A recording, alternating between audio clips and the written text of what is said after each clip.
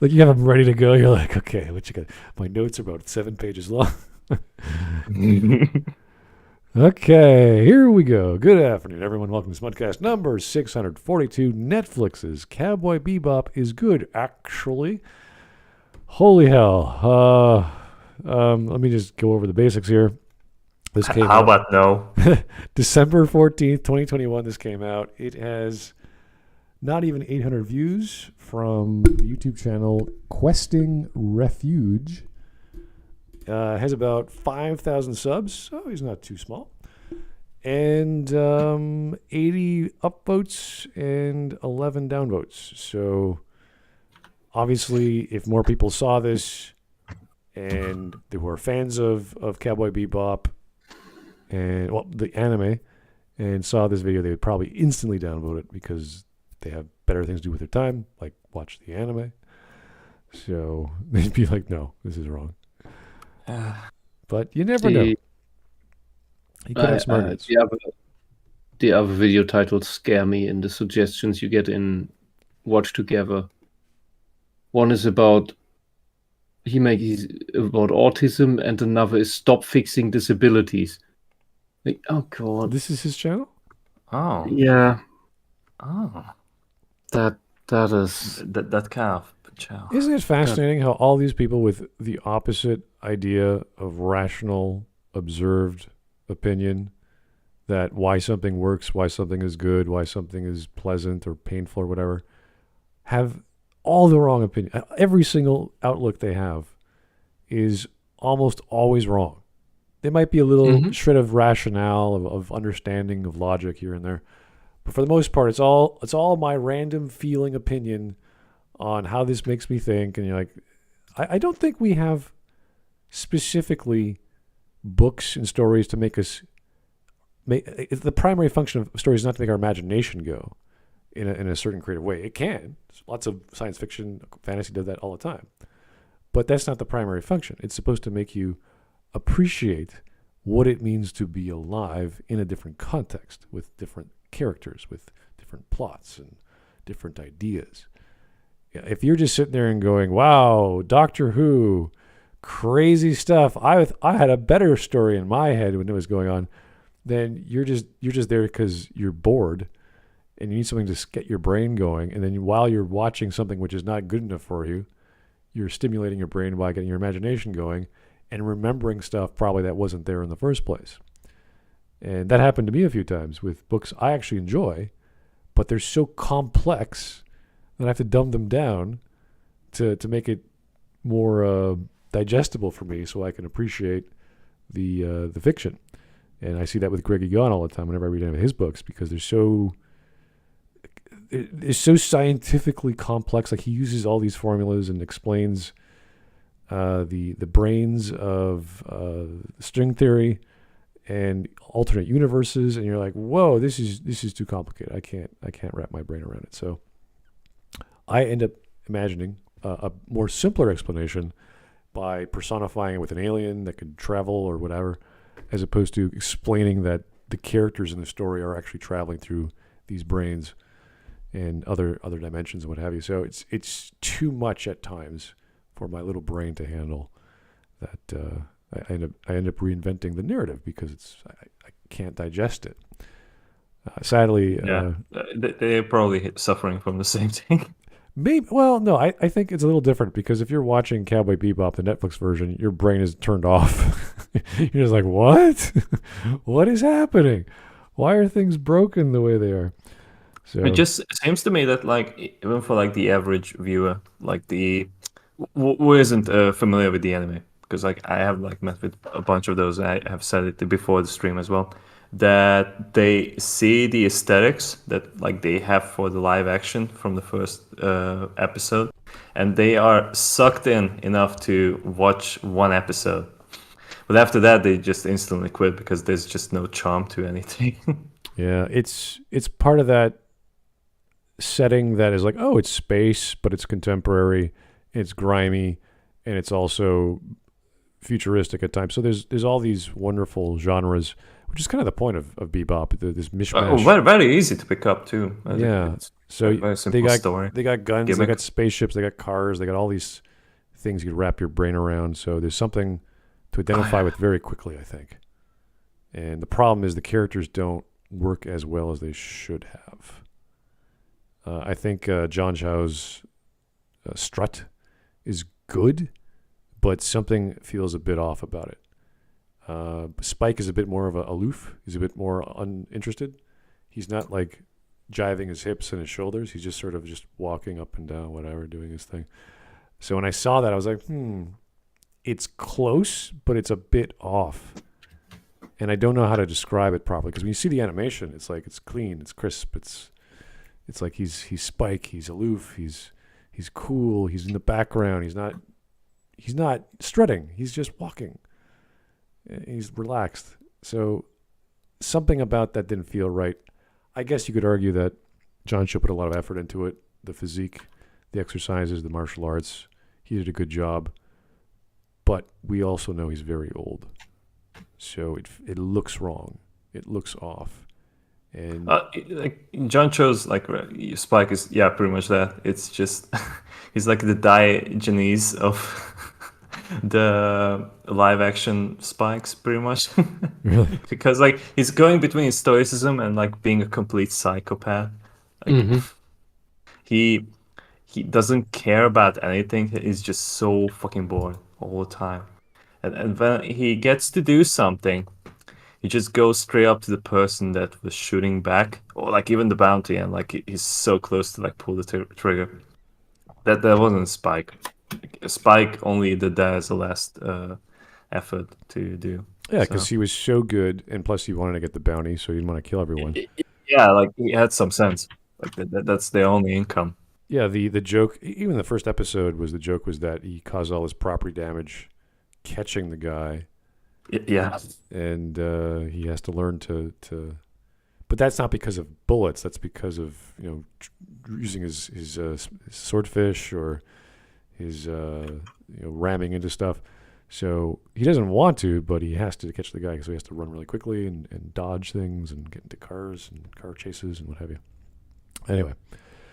Anyway, this is 12 minutes and a half. It's not going to take too long. And I know Mark will stretch it out because he has a lot to say. And Well, I can like provide lore. I mean, if I can call that, if it's needed. yeah. Okay. Here we go. I have a confession. Just gotta tell me. It's probably nothing I haven't heard before. Okay, I've never seen the Cowboy Bebop anime. I've been giving you the benefit of the doubt. I just figured it might be fun to watch the Netflix live action version first. See what I thought without having that comparison in mind. What, are you taking a dump now? Whoa, look! I know Netflix has let us down with live action adaptations in the past, like Full Metal Alchemist and Death Note, but maybe that was just because they tried to fit all that Was story an into a FMA? movie instead of doing Yes. a series. Shut up. Is this bit getting old yet? In all seriousness, I really love the live-action Cowboy Bebop, and it gives me a lot of hope for future adaptations. How? Like some of my other favorite shows and movies, it's about people down on their luck. The crew of the Bebop. This is like already like bad for me because like he said like he has never seen the anime, but like he's very hopeful for future adaptations, and it's just like the people who watch, for example, like those MCU movies, like they aren't like, I mean, the average moviegoers, like I don't mean like people like Legacy who can like come up with like every single moment from the Marvel comics, but like people who don't give a fuck about the comic books. They just like go and watch like a dumb action movie because like they have explosion and shit like that. Yeah.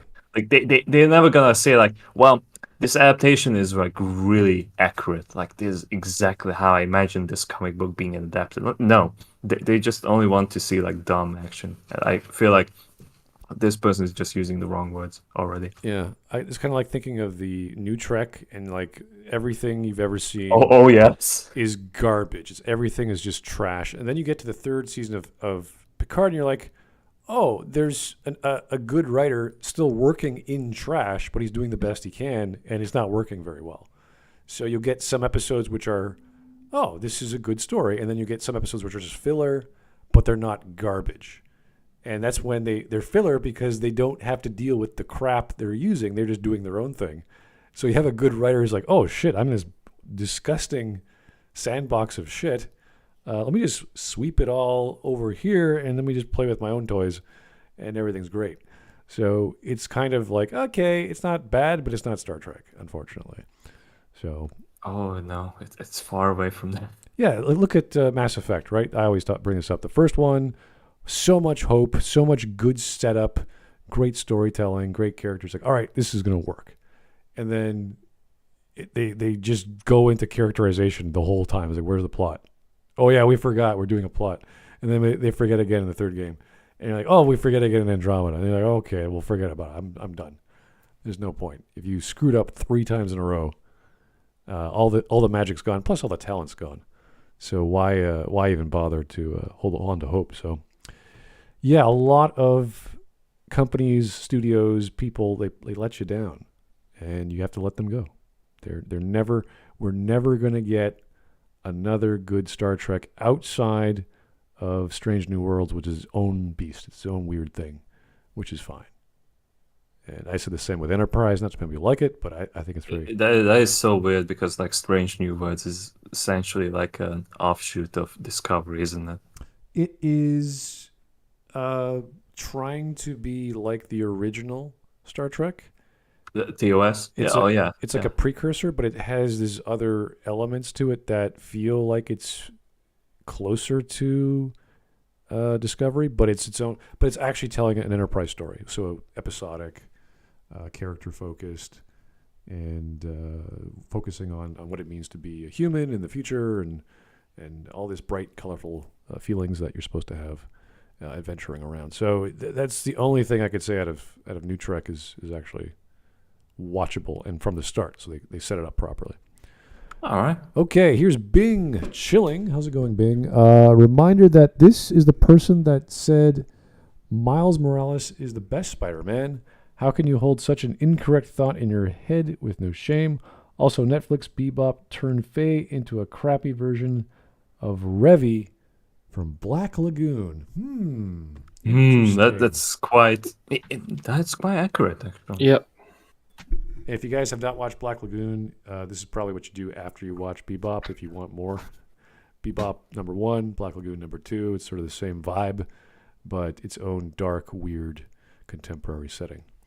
Oh, right. He did make Black a video about why the best Spider-Man is Miles Morales. Is that grammatically correct?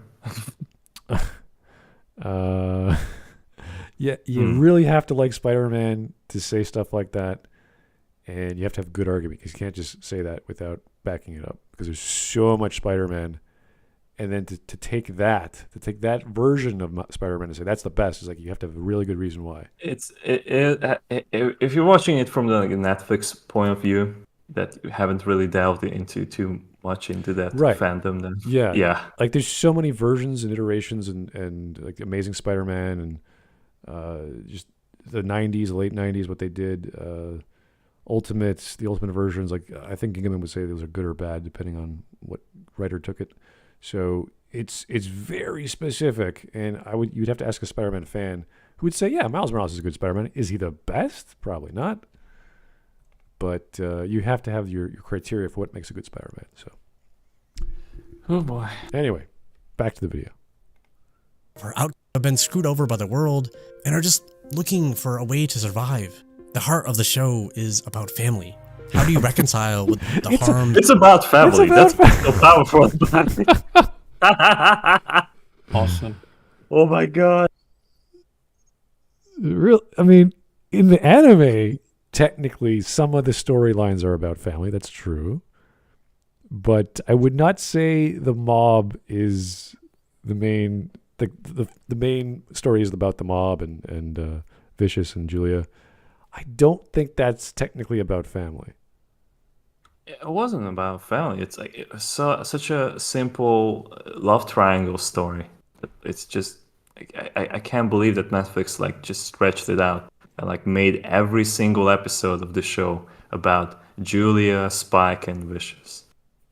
In those strange flashbacks. It's very strange flashbacks. And Julia being the most evil person in the universe.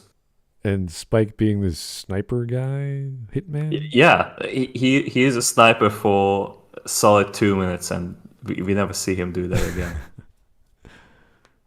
Oh boy. Yeah, no, stuff that you never even heard about in the anime, and they just invented it because I don't know, they wanted to give him more background. You're like, why? He doesn't need background. It's Spike. Give him his own time to breathe. He doesn't need flashbacks like 2 minutes of him dancing with Julia and blah blah blah. You're like, I don't think this is necessary, guys. Like the 1 minute flashback that you get in the last episode of Cowboy Bebop is far more than enough for Spike to like cover the rest of his character, because like the other 24 or so episodes that we get of Cowboy Bebop is enough to like tell like what kind of character Spike is from the situations that he gets into himself. I think, as I always bring up a lot of Fallen Angels, episode 5, I think it's called. You get Correct. you get flashbacks, but they're so quick, and they're little tastes of, oh, this is a visual cue. What is that? Oh, he got hurt. Oh, he's on the bed. Oh, she's tearing up a letter. Like it's so quick. You're like, oh, that's so poetic. It's Watanabe. I think that was like directed by Watanabe, right? It had to have been. Yeah, It had to be. Yeah. it was so Like, perfect. he is just so good with like symbolism. You- Whenever he needs to like have imagery. You didn't need dialogue. It had a little bit of dialogue just for comedy. To me, that was just purely for comedy. He didn't even need that, where Julia talks to him right at the end, and Faye is singing the same song. And she's singing on key. If you guys actually listen to both the English and the Japanese versions of that ending of episode 5 of Cowboy Bebop, they're singing the same song. They're singing it on key, and Faye just saved his life. I mean, bandaged him up like crazy, whatever. And he has to insult her, and she just wrecks him. And I'm like, oh, that's perfect. That's so funny. So it goes to show what has happened in the past and what he has now. And just imagine waking up to that. The perfect song from the woman you love. Wait, it's not her. Oh, it's this girl I hate. Slam. But they didn't say that because you understood it. It's beautiful. Anyway, Yeah. here we go. Oh, Crew boy. of the outcasts who have been screwed over by the world and are just looking for a way to survive. The heart of the show is about family. How do you reconcile with the harm they've done to you? Is it possible to start life over and find new family? So buckle up, space partners. We're talking about Cowboy Bebop. It's the big one, Good Cowboy. line. Well, you know what that means. It's time for... Subscribing and clicking. Whoa, did they screw up the hey amigo? Did they? Yes, they have. Yes. They didn't do it? They do it. It doesn't feel like that. Oh, And I think they only do it once. that was so iconic. It's missing the energy. Yeah, it's so much fun and weird and crazy, goofy game show and they took it Yep. away. Like, the corniest thing about the show, and Netflix of all people couldn't adapt that. Yeah, that would be easy to do. It's like, hey, watch the show. Hey, you black dude, say the line, "Hey amigo," and then say these 2 sentences, and that's your part. Like, okay. That's all you have to do. Get the blonde bimbo to do the same thing. It's like, that's a we can't copy it. Sorry. Okay, fine. Not bad. Miss out on any future bounties. Also, there will be quite a few spoilers for Netflix's Cowboy Bebop ahead. I was supposed to say that part. Roll the vid.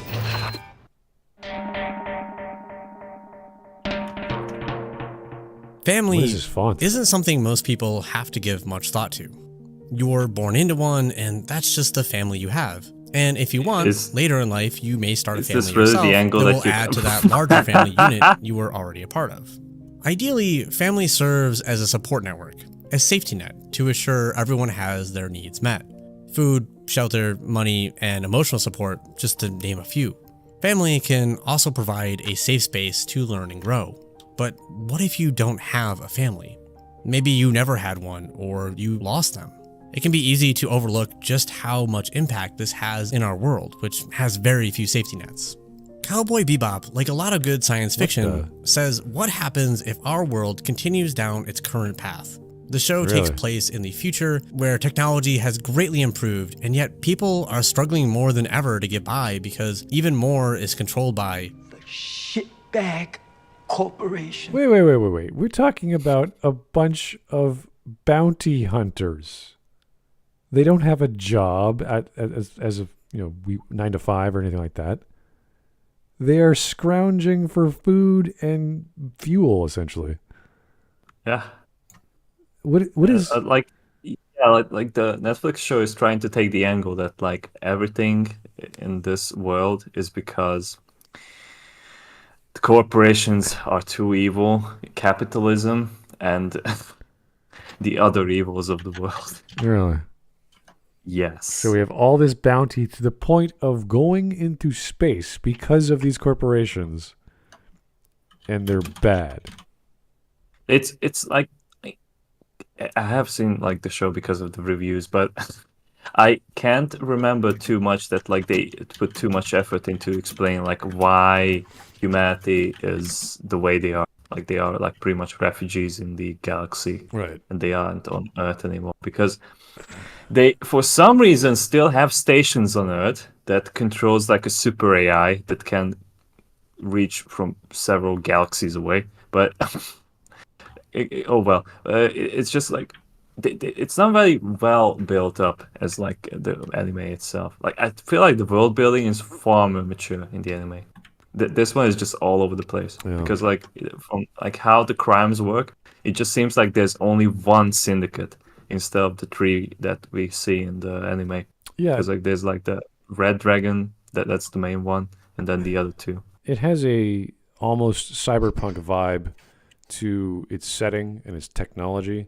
And in cyberpunk, one of the major themes is that we have this futuristic setting of either an Asian influence or a technology influence that is predominant, that we're sort of dealing with, whether we're using their language or we're using their tech or we're going into space. And it's not so much the corporations are evil, but technology is just everywhere. So you can't escape it. But that's pretty much what we have today anyway. It's a different form. Obviously, we have these cell phones and we have all these other things running around in our bodies. But that's sort of assumed. And that's as far as it goes with Bebop. Yes, there are specific episodes where you get like superhuman people like Pure Le Fou, where he's this magical being that is whatever, he was reborn to become a killing machine. You have the crazy AI drawing pictures on the planet because it can, it's lonely.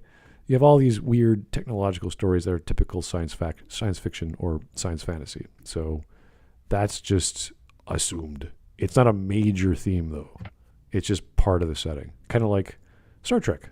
You go to a random scenario, a random planet with random aliens, and they're having a typical problem with power struggles in politics or first contact scenarios or whatever. So it's just assumed. It's not a major theme, though.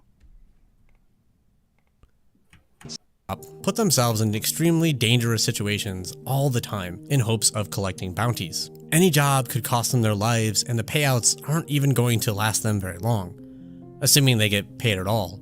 Someone could get away, or the cops just decide they don't want to pay you and kill the bounty instead. Well, you guys didn't want to pay out the bounty, did you? Yeah, there's that too. In a world like this, family is even more important, and that's exactly what Cowboy Bebop explores. What? Almost every character we meet has a different type of family struggle. We see how difficult it is to create new families. Jet is an ex-cop who owns a ship called the Bebop. While he didn't seem to have issues with the family he was born into, Jet has struggled to form new families. He thought he had found family on the police force, but then he was betrayed and set up for a crime he didn't commit, which caused him to lose 5 years of his life in prison. Which is different from the story in the original anime where he just had a wife that they grew apart. I think it was only a partner, but it was just that, and there wasn't any of this like kid shit, and like he had to spend time in prison. He realized that himself in the anime that like the cops are corrupt, so like he quit the force entirely. Right. So it's more of a dark, I guess hard-boiled story as an ex-cop. Much more, yeah. Yeah, so it really did not have anything to do with family or a daughter. There was no daughter as far as I recall. No, not at all. Yeah. So the change to the live action could have added that, and that could have been a major theme. But that's like 1 or 2 episodes, maybe in the adaptation, where it's like, okay, we got to get a present for my daughter, and then Actually, it's 2 episodes. yeah, Because like the very first episode is because like they ran out of money, so Jet needs money for his daughter's birthday. And then I think the third episode, they actually get the doll, and then it turns out that the doll gets destroyed, and then they can't get enough money to buy another one. So they grab Ein and bring Ein as a gift to the daughter. But then the wife decides that like, hey, I want to have the dog because like if you have a dog, then you have to pay taxes after the dog. It's just it's a never-ending cycle of like amateurism. It's just it's so bad. Like none of these things matter. Like they should have just had a hard focus on Jet's character. That like he was betrayed and he had suspicion that the people that he thought were loyal to him were betraying him in the first place. Like they had like someone in the force who was like a paid syndicate member, and the fact that like it was his partner that like betrayed him should have been like much more dramatic in the live action. Instead, the live action just plays it off that like, well, I needed the money. Fuck you, Jet. It was that episode in the anime was so good. yeah, Both the assassin and the partner was just like gold. yeah. He was holding on to that heirloom that he realizes is no longer valuable to him. Yeah. Great stuff. That was the hard boiled episode. That was pretty good. Yeah. All right. During which he lost precious time with his daughter, including her birth. He spends a lot of time trying to connect with her as a father in any way he can throughout the show, whether it's doing everything he can to buy a toy she really wants, I'm Lucky Sally. I walk and talk and I'm every little girl's favorite toy. or making a video call during a shootout to see her star in a recital.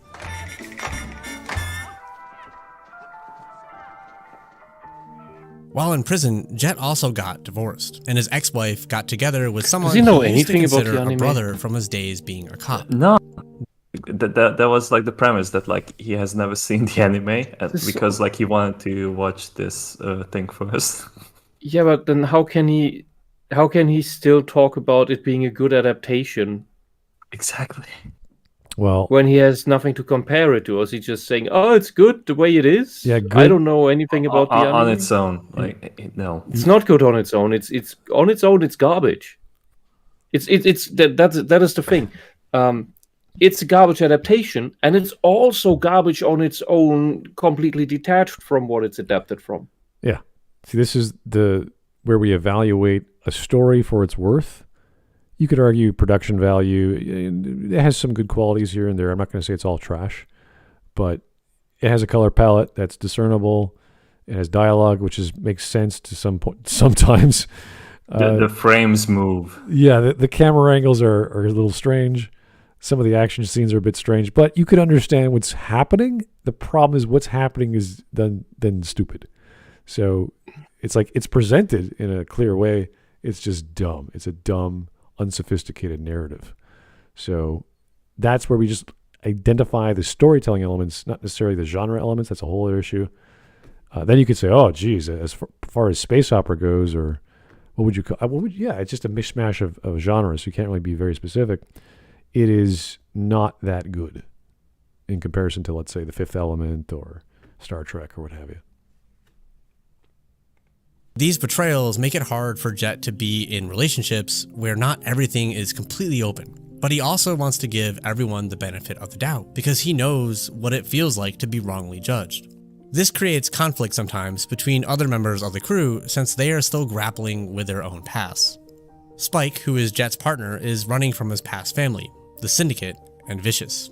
Spike was an orphan taken in when he was young, so he felt an obligation to them for a long time. Well, like Syndicate and Vicious are the same thing, so it's like kind of redundant to say those things. I guess you could say the mob is like a family. That's the typical thing, but I don't get that vibe from Cowboy Bebop. I get that vibe from The Sopranos.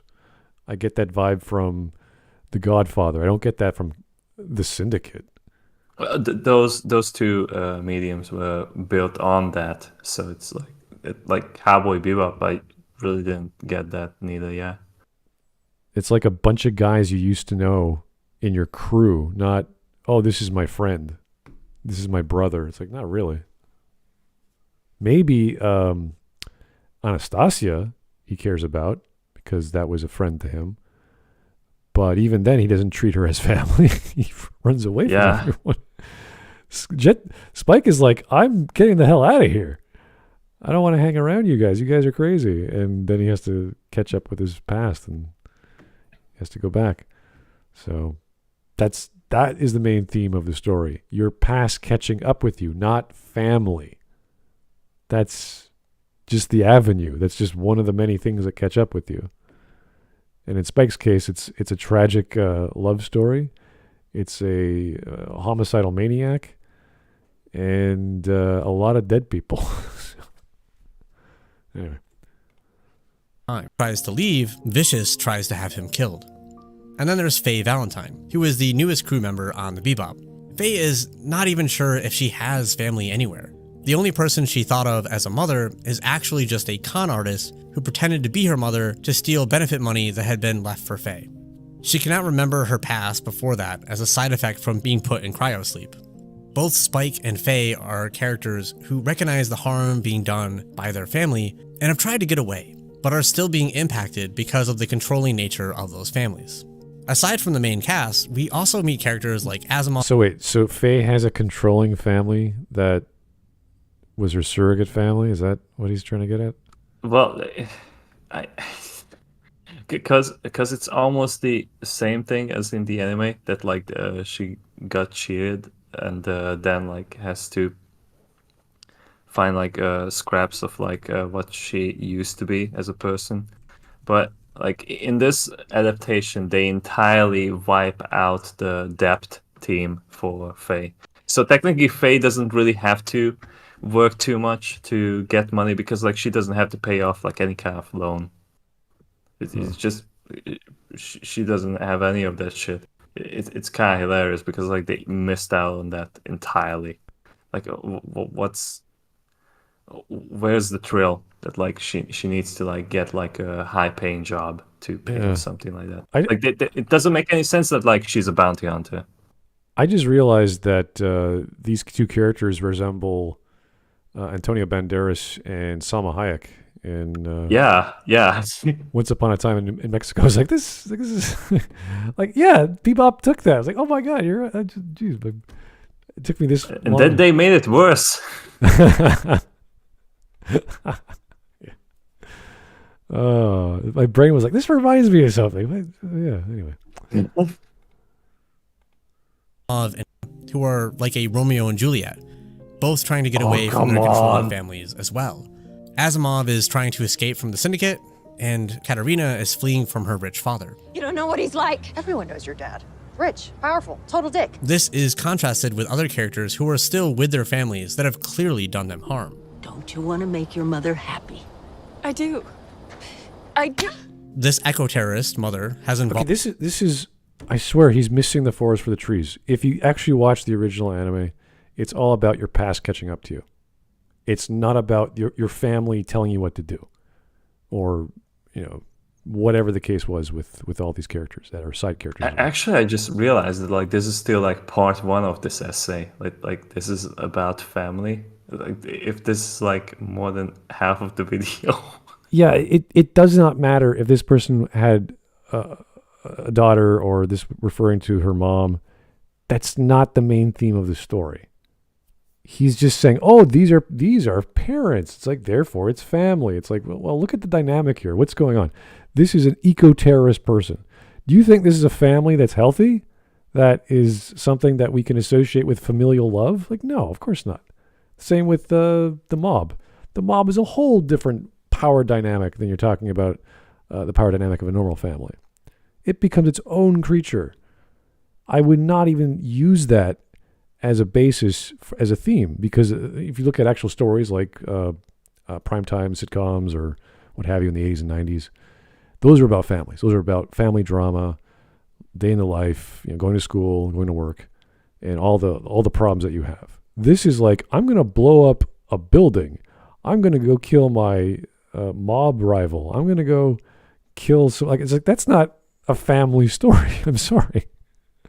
Even The Sopranos, which does have a lot of family undertones because it's about a crime family, has half slice of life relationships, love, death, all that stuff, and then all the violent, crazy, passionate stuff. So I would say, yes, that is partially a familial story, but not a family story. It's not about family. It's about a crime family. It just every single time he says about that it's about family, I just imagine Carrie Fisher in that Last July interview. It's just, I'm sorry, it's just it's about his relevance. I can't think about anything else but that clip. Episode 8. It's about family. Like, oh God. How am I gonna talk something positive about this shit? Oh yeah, it's about family. Yeah, that was so powerful. That was the 12 seconds she was talking. They cut it out. She probably just laughed her fucking ass off. Yeah, and then she was swearing at Rian. Rian, yeah. He's an asshole. Like, what? Like, oh, Jesus. It's about family. Oh, my God. It's great. Gary, say something positive about the movie. Wow. It's great. Oh, boy. Harrison Ford and Carrie Fisher are like, we're done. This is... Get this out of the door. Get stuff. Oh, fuck this. I'm going back smoking coke. I'm old enough. Let's do it. All dangerous plans. She controls them and doesn't worry about their safety at all, only worrying about her goals. Wow. Mommy? Doesn't sound like a family to me. Where are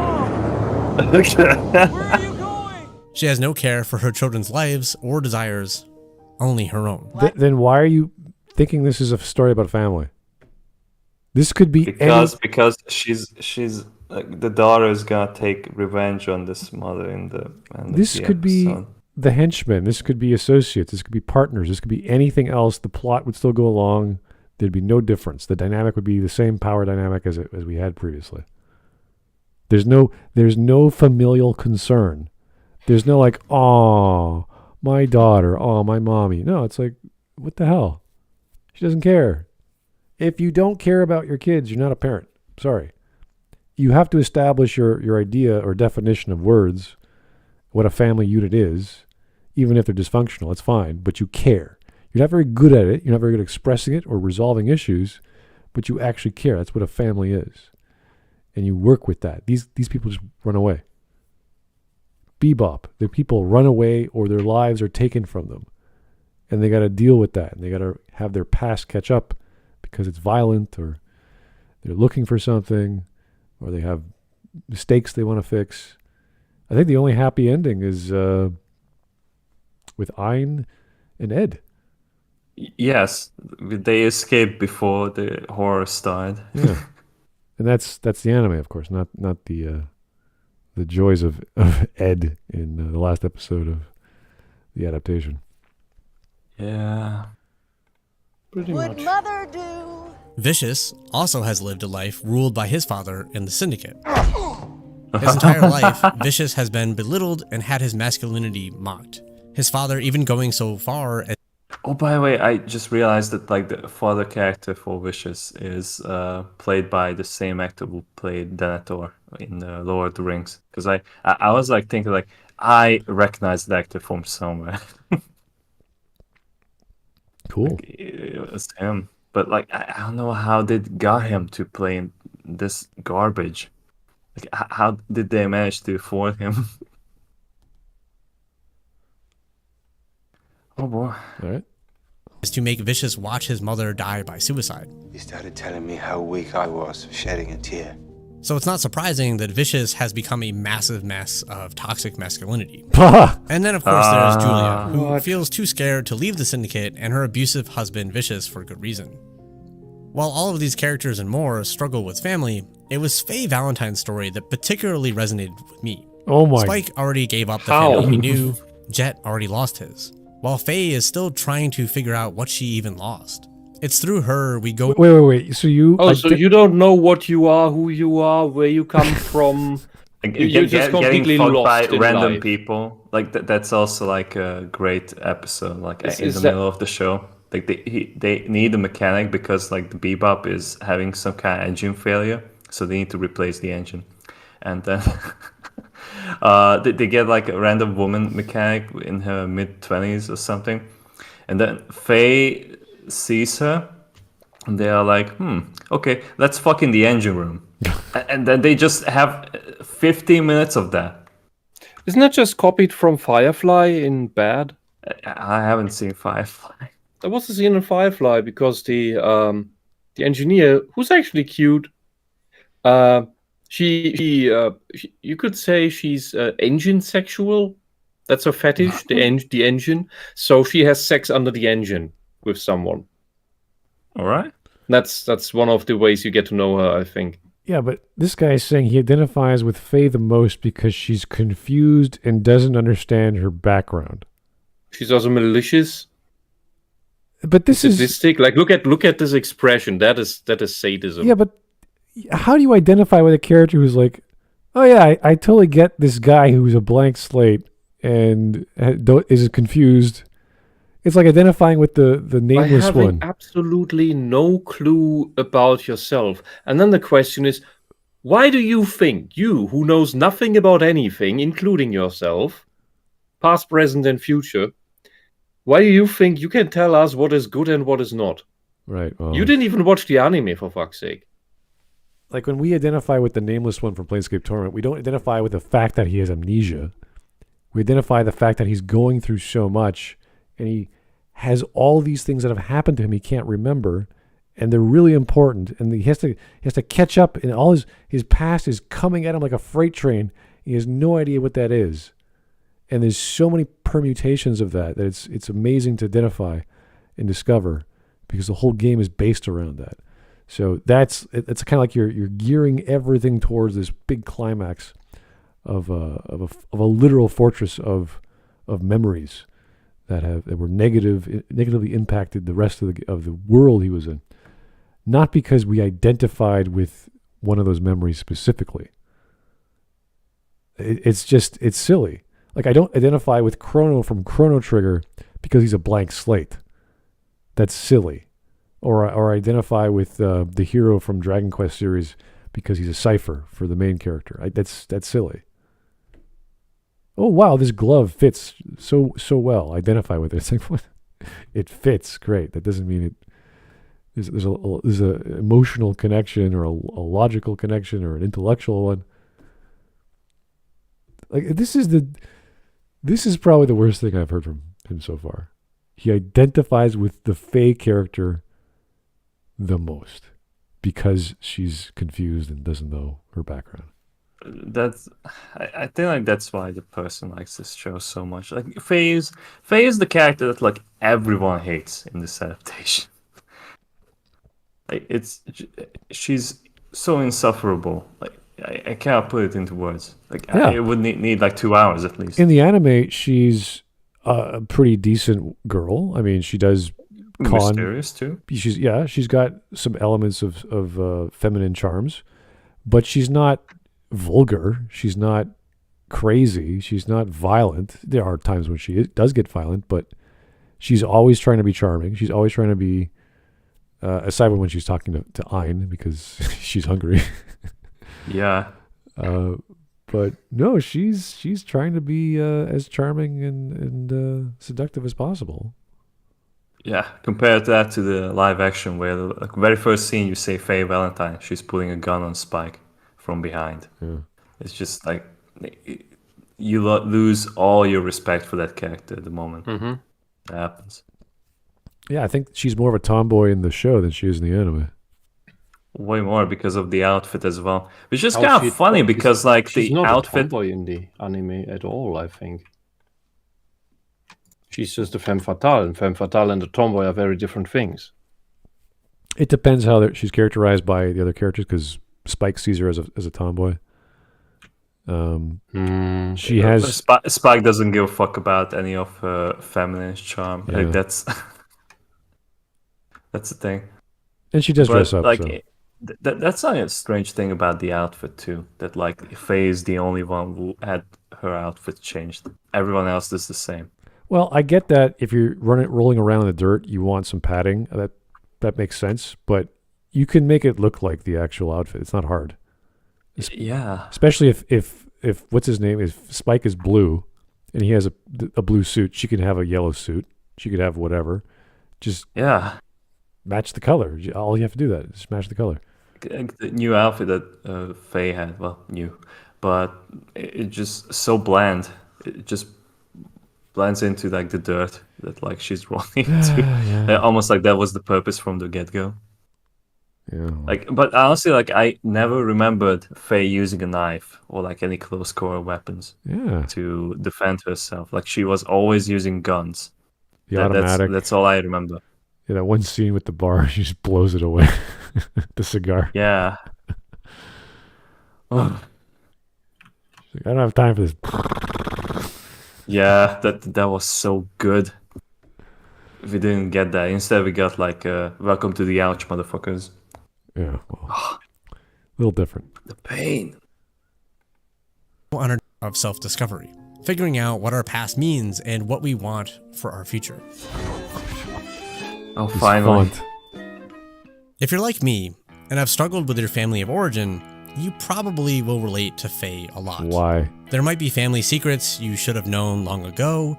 Faye doesn't know who her family really was or even what her original name is. I was almost 30 years old when I found out who I grew up with wasn't my biological father.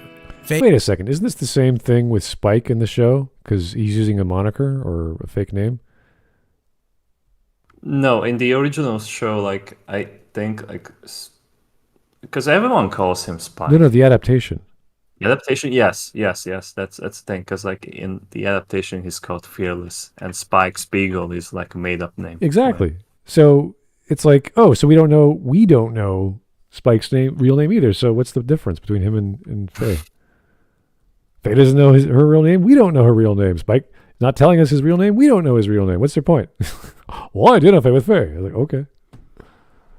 Also, like 30 years old, and that's when you found out that like your parents weren't your real ones. It's like that's so odd. I think like most people get to know that in their teenagers, but like, oh. Yeah, well. Faye has also missed out on her childhood and is now having to figure out being an adult by herself. You have no frame of reference because you're already a grown-up. While I wasn't cryogenically frozen, I didn't have much of a childhood either. And I definitely wasn't given much in the way of life skills. Our schools aren't really meant for teaching that, and my parents were mostly absent from my life. But no matter how awful a family may be, it's easy to feel like you owe them, or that there is nowhere else to go. Family is, after all, the closest thing to a safety net most of us will ever have experienced, which makes it all the scarier to consider letting go of family you grew up with. Who doesn't want to feel safe? But sometimes it's the only choice that gives us a chance. Of course, sometimes we don't even get that choice, just... Where is this in the show, Guy? What are you I don't know. What is he talking about? This is so bizarre. Like I don't know what kind of show this guy was watching. This is so confusing. This is no different than a guy, oh, my mom died last week and then I played Mass Effect 2 and I had a good time and I feel better. It kind of reminds me of that like really old like Retsu Play video. Like those two guys were covering like Let's Players at the time. And they were covering a guy who was talking about like his Mario 64 Let's Play. And then he suddenly like was talking about his life at GameStop and that he was masturbating, and after that he went to his friends. So it's like that's that's the equivalent of a video of that. It's just it kind of reminds me of like what's the other like video essayist who was comparing the Last Jedi throne room scene to a womb. That was what's her face? The hero with 1,000 faces chick who was studying Campbell. The heroine's journey. Wit and Folly. With the fall, yeah. Oh my god. Donut theory, or what's that? I don't remember. She did the American hero's journey. She did the heroine's hero's journey, and then she talked about Campbell. Oh my god. There were 5 wombs in New. And like, oh my god, Jesus, the vagina imagery is strong. Everywhere I look, there's a vagina. Like, okay. So yeah, if you want to subjectively interpret Bebop as really good because Faye is alone and doesn't know her family, and you're alone and you don't have a family, good for you. That's not in the damn show to that degree that you're interpreting it. It's all subjective nonsense. Okay. Being art could mean being disowned. It wasn't until 6 years ago I realized that my family of origin wasn't healthy for me. That it was okay to not put up with how I had been treated all my life. Okay, Oh, so it wasn't. So family's put- not so great then. Yeah, so he had a frame of reference and Faye did not. Then don't put the fucking scene when Vicious just murders his father in cold blood. I really How can you play a clip like that? It's a complete psychopath. Yeah, well, maybe not. Faye is not the right one to identify with. Maybe Vicious is the right one for him. Vicious. I really identify with Vicious when he got his shit kicked in and his dad beat him up and his mom died. You're like, okay, maybe. I really identify with Patrick Bateman. I too love.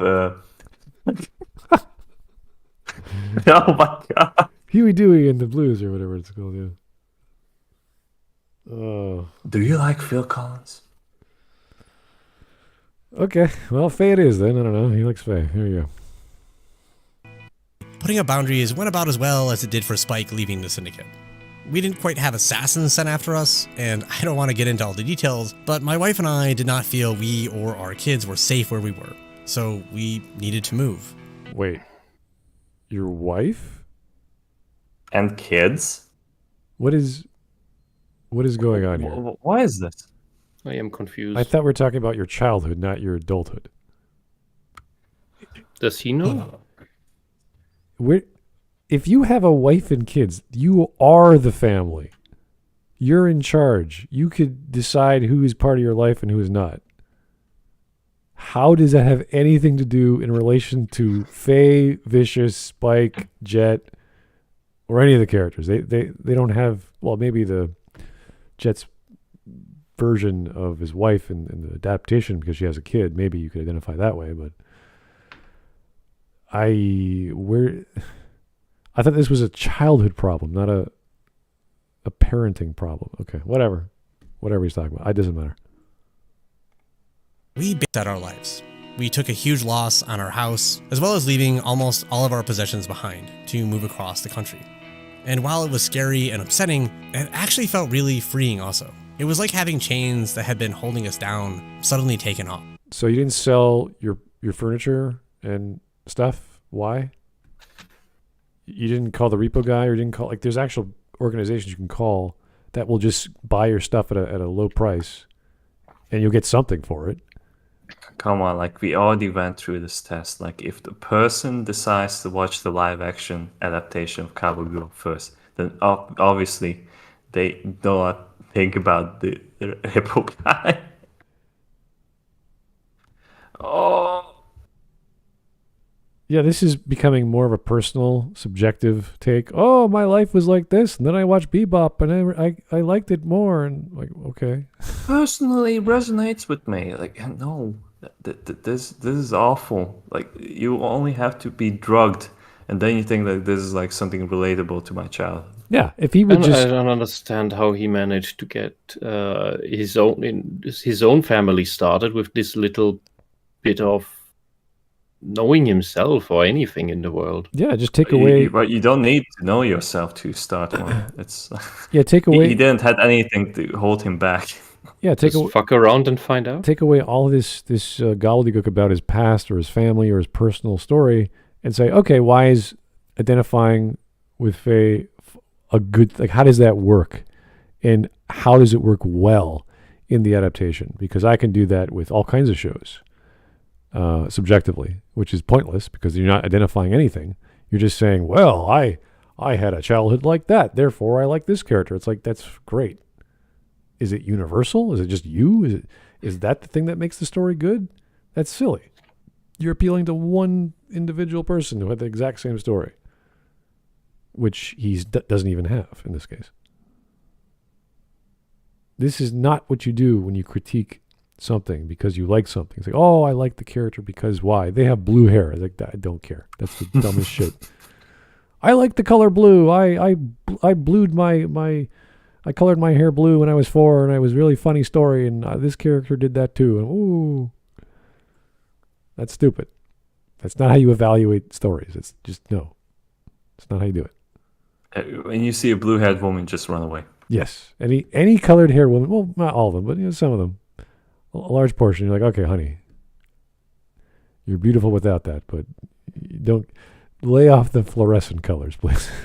Get rid of that nose piercing right now. That's a whole. There's some cultural things about that I've seen with Indian ladies. I get that, but yeah, even that is kind of weird. Anyway, You know what's in your life? You get to build a new one. There were exciting opportunities where we were moving to that we never would have considered before. It also opened up the possibility to really consider who I am. Spike? In the show, Faye also realizes she can be whoever she wants. She tries on different names to see what really feels like her. Hello, my name is Kathy. Kathy? Even though she decides to stick with the name Faye Valentine, it's important to know it is her choice. She begins to explore who she really is and discover there are other possibilities. I've been spending way too much time limiting myself. Life's a buffet. I don't think I ever would have felt. But like that's a scene when like she is talking about sex, despite that like I should have even more casual sex with strangers. It's so cool. That was a horrible scene. Is this person's name Willow? Yes. Okay. All right. Is that a female name? I don't know. I'm assuming. I know about the movie. Unless he's a magical small person. They them non-binary disabled autistic parent. Okay. Everything's making sense now. If he starts talking, or they start talking about who they and what they are, and here we go. Here's the sentence that gives it away. Oh, that's a self-description? Well, here we go. Yes, that is the description on the Twitter. Here we go. Oh God. Comfortable as non-binary to my family of origin. It's not somewhere because you're ever not felt accepted. And that lack of acceptance, I think, contributed to me never thinking about my identity much at all. I was too busy trying to play the role everyone else wanted me to be. It's a difficult thing to put into now you're words. believing random insane ideologues who tell you magical stuff that you just gobble up, and now you are that instead of who you really are. So this has wonderful. This has nothing. Wonderful escapism. Yeah, this has nothing to do with the show. This is just this person who is confused, thinks they're non-binary, whatever that means, and identifies with Faye because she's confused about her whatever, and somehow this has to do with his bad family situation with his wife, which I guess the family didn't like their relationship or whatever. They didn't like the fact that like he went non-binary. Yeah. He went insane. He went crazy. Induced psychosis. So what you need is either a month in the forest, or it's too late, Wisp. Yeah. It's too or late. a non-ideologue therapist. Bloody hell! Yeah, this poor sod. If they went over the other side of the country, that means that like they probably went to California. Well, I thought this video was going to be a clearly articulated idea as to why certain scenes, certain characters work, and it's become nothing more than a subjective interpretation of their own problems and this weird cathartic sort of, oh, it made me feel good because I identified with Faye and I have problems with identification. And you're like, wow, I think we've been through this about 10 years ago with people talking about their weird sexual preferences and what they are anymore. This is old crap. This is old stuff. And this person's having this problem. So someone has brainwashed them. Someone has caused them to have these issues.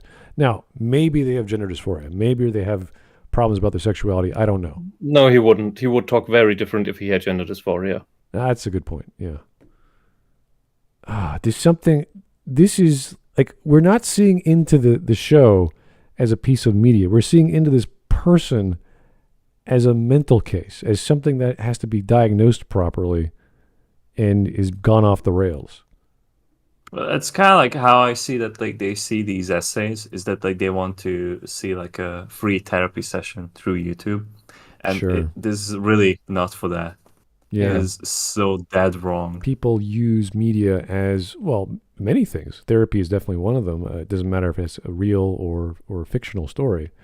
So Sure, yeah. Like I personally use like art and creative endeavors for that, but like this, because like this is as exactly as you said, like this is like his personal interpretation of like the story, without knowing anything about the source material, and that is like the most insulting part about this video, is that like he watched this first, which is okay. Maybe like you're unfamiliar with the anime, so like you can't just go for that. But he entirely ignores the anime. Like the moment you watch the anime, you're like, "Wow, this is actually good." Like there's no way someone would like recommend the live action over this. Like no way. He's using it as a weird form of escapism, and when people do this YouTube as therapy thing, whether they're conscious of it or not, they rarely want hard criticism or practical help for their actual problems, because they refuse to see their actual problems. And what they seem to want, what I would assume about this guy as well, is support for his made-up beliefs about himself. So reinforcement is the word I'm looking for. He wants positive reinforcement. He wants a pat on the head and, yeah, you did good. You're on the right path, when he isn't. So Bebop to him is not good. It's he likes watching Bebop, therefore it's good. Or something. I think that's also happening. It's like, what does Faye? If he relates to Faye, what is there beyond? She has a muddy past. Oh God. She's sadistic. She has pent up anger. She's backstabbing. Childish. Yeah. I would say she's a child that wants to be in control, that wants to have control of her life, and that is his problem. He feels like he has no control over his life because he doesn't know what his life is. Well, he's married, or she's married, whatever he is. And that is the root of his issues, alongside his family, which he had left, which, I mean, that's just sad that you had to abandon your family because of your mental condition. I mean, there's a lot we don't know. That's none of our business. Yeah. But he's making this personal because he's pulling out this beloved show or this beloved anime that's been adapted and going, oh, no, wait, no, it's actually good. And we're like, dude, you are just having your soapbox moment because you like catharsis so much. He's just projecting his life into it. He is projecting his life. That's the entire video. And it took I long don't to know get what there. I expected this Smudcast, but this is not what it was. Yeah. This is not what I expected at all. We could stop here because there's no point, but... Let's watch the rest of those 2 minutes. Okay. I mean, like, it's so short. Yeah, I know. All right. It's because it was something that was bothering me before. It's not like I hated my name interesting. or anything about myself exactly, But when I took up the name Willow and heard people call me that, I felt joy. I looked in a mirror and saw... Because you had, you for the first time, you took control over something in your life. It's not about the non-binary thing or what name you would have chosen. You could have been X/19. And if people started calling you that, you would feel acknowledgement.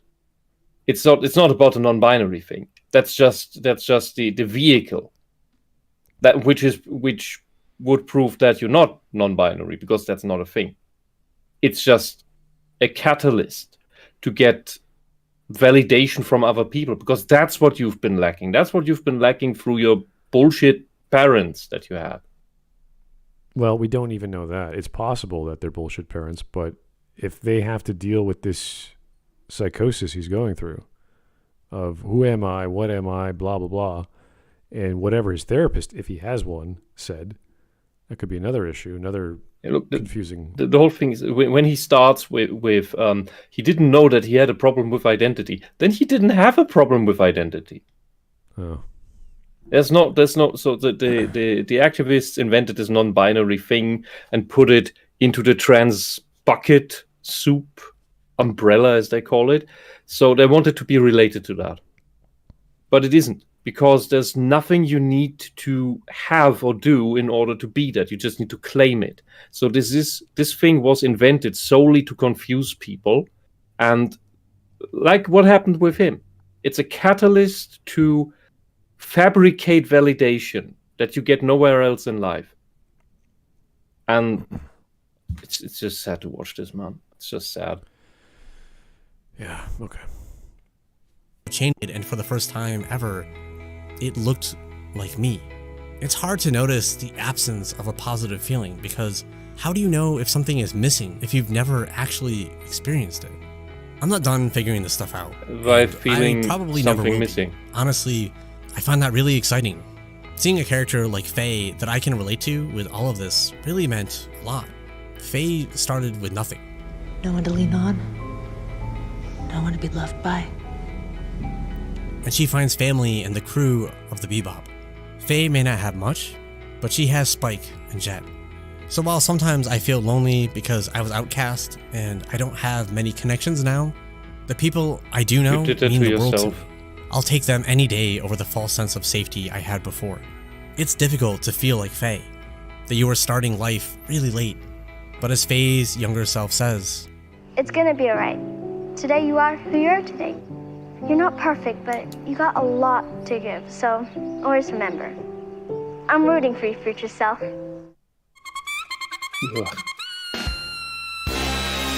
Oh, you don't get to use that music. Netflix's live-action Cowboy Bebop meant a lot to me. Why? And I think there is clearly a lot of heart that went into it. I can answer that. It's because he has seen nothing else in his life. Only whatever you can see on Netflix.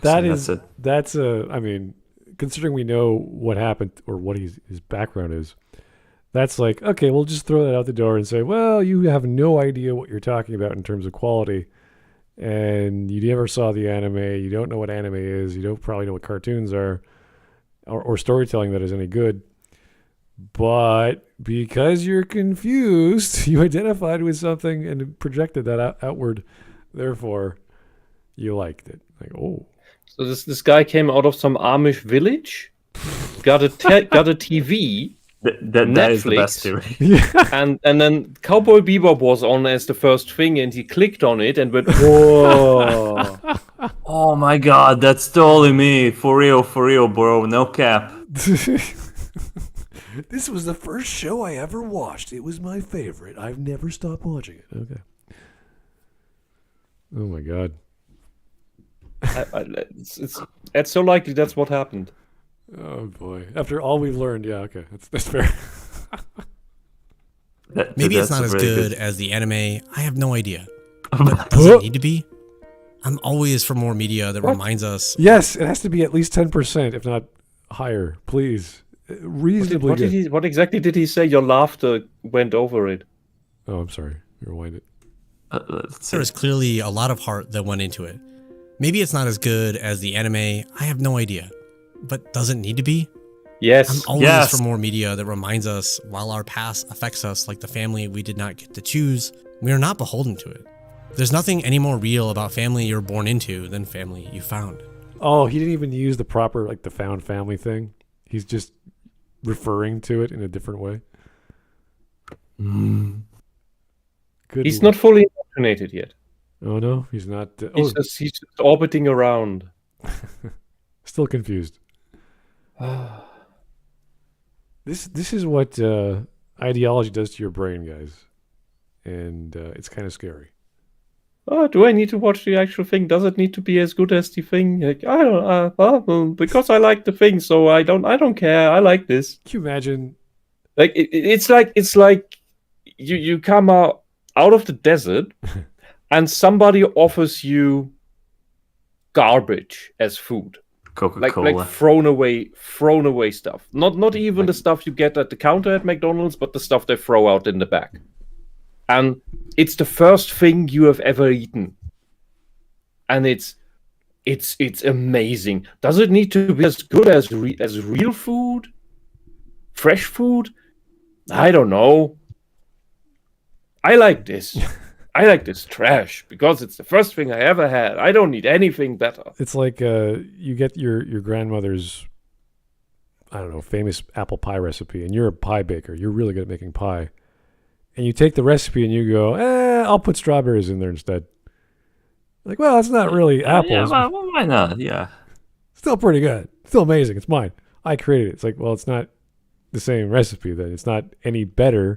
In fact, it's different. It's not the same thing anymore. You can't even compare it.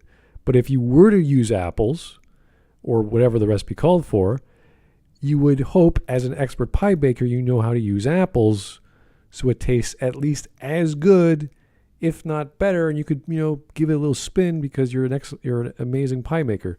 That's what you expect from a next iteration of something, whether it's an adaptation or a sequel or whatever flavor of lore or continuity you're using.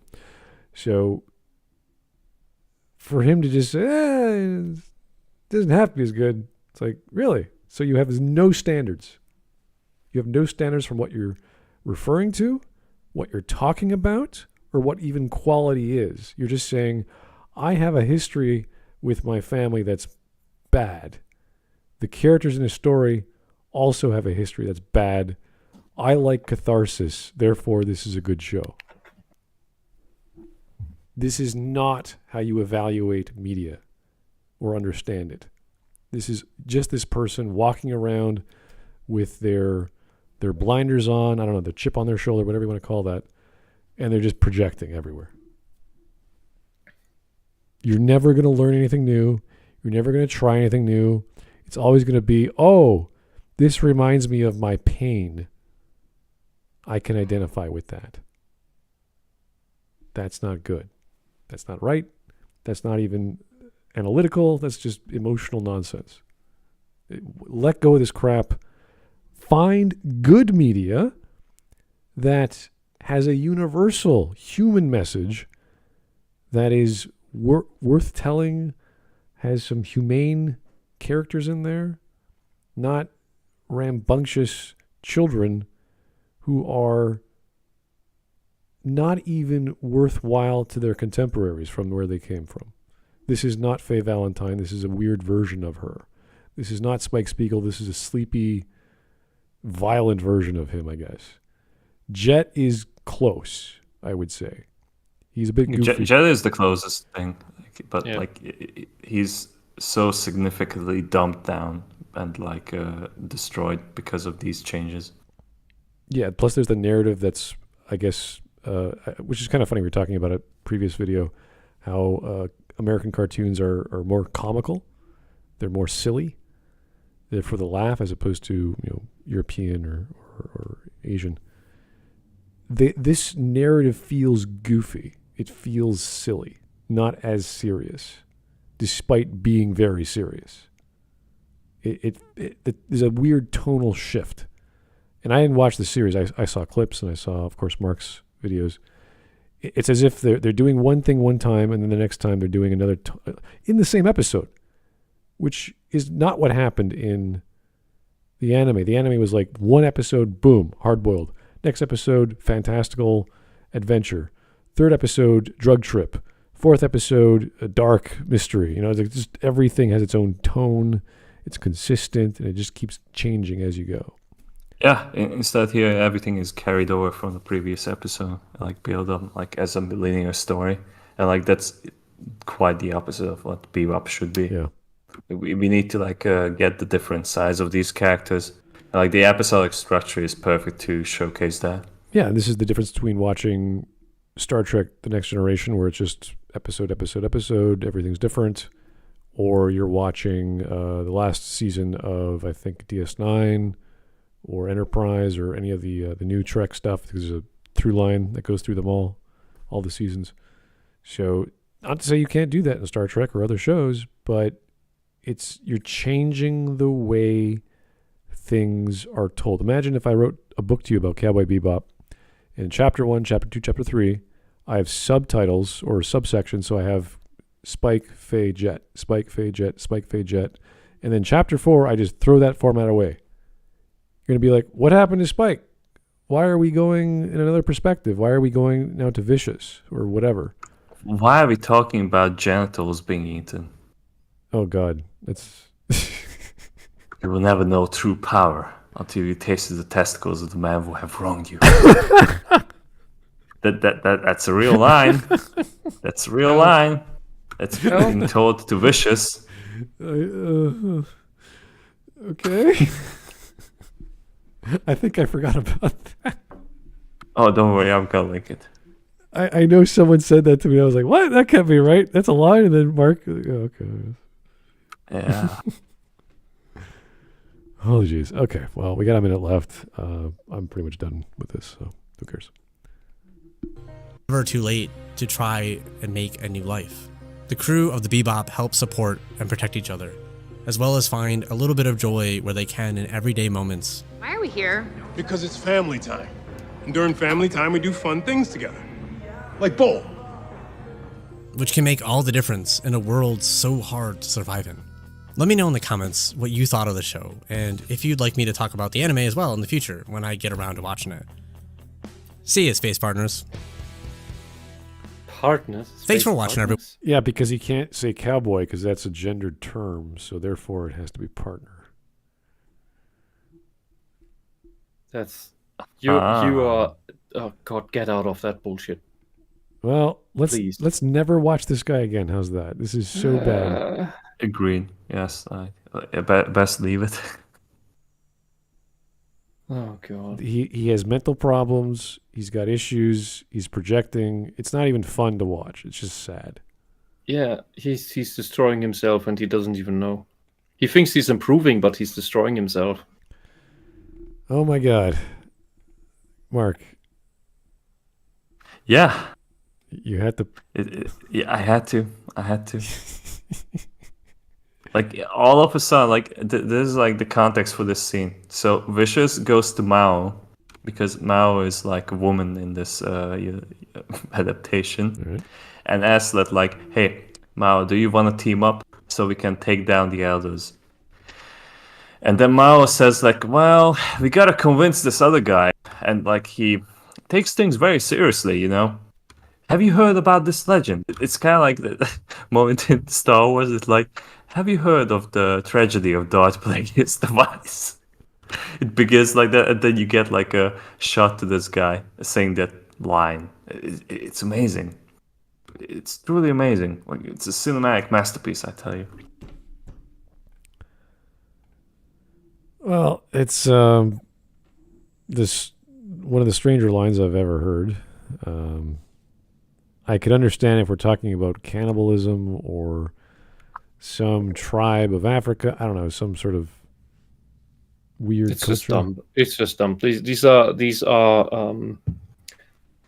what is it? Theater students, acting students, and they all thought that they went into brainstorming and just wrote down everything they came up with. This is how that goes. We had we had theater in school, and thankfully the guy was sick most of the time, so that was cancelled most of the time. But this was exactly how he was operating. He wanted to write his own play with the kids, and well, nobody was interested. And well, this is what he did, and it just was random garbage that came out at the end. It's just there was no sense to anything. It was just random scenes with random things happening that allegedly were funny to someone, mainly in their heads, not when you actually tried it out. But it stuck. It stayed in, and the end result was just absolute garbage, just like this. And I think that's the very process that happened here. Yeah. Okay. Well, thank you guys. That was not even an hour and a half of what I thought was going to be a decent video because the production value was good. They were articulate, and it sounded like it was going to go somewhere, but it devolved into subjective projection, which is pathetic and sad. And what it came from is this bizarre story of having a weird family problem, and it's not even worth talking about because it's so personal and silly. Oh, why would you add it as part of the video? It's just so bizarre to me. Because he has nothing else in his life. Yeah, he has nothing else to talk about. Yeah. Can you imagine he talks about some other movie? I really identify with this character because I'm also a non-binary. Oh my god. Willow, we're talking about The Room by Tommy Wiseau. What is wrong with you? I really identify with Danny because I also had the gun pointing at my head. Anyway, guys, thank you so much for tuning in. I don't know what's our schedule like. I know you guys changed the schedule on me. I don't know what we're doing. Is anime still a thing? Tomorrow is Weep Day. Weep Day, like, okay. Whatever day, yeah. Okay, cool. Because I was like, what is happening this week? Everyone changed it. We had all these videos lined up, and I'm like, what? Do we have nothing? Like, what happened? Matthias has come. Yeah. Just do what Matthias says. Yeah, whatever works out for everyone's schedule is fine by me. So I guess we're doing something tomorrow. So we'll see you guys tomorrow. Thank you so much for taking the time this Sunday. We will see you tomorrow, and have a good one. Bye-bye now. Good evening.